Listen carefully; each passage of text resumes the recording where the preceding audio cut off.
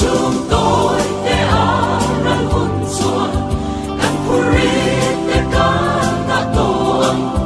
sayong kang thoven at limbit kan lenga sandang tunaliso buasay kopui moy akanin komang rin na ingatel veneto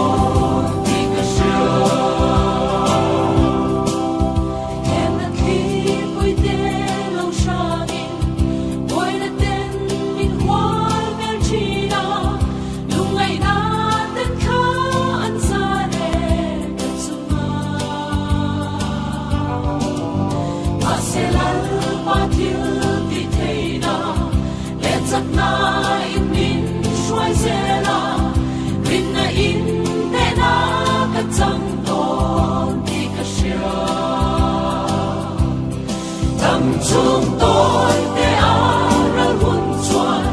kan purit te kanta toang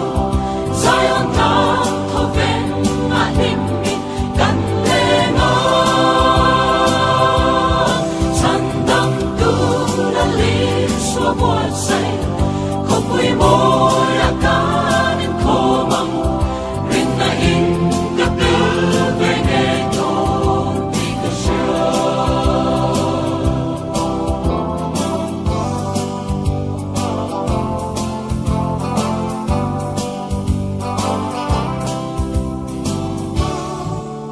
Kay ba in thay lâu mà ila lal ban min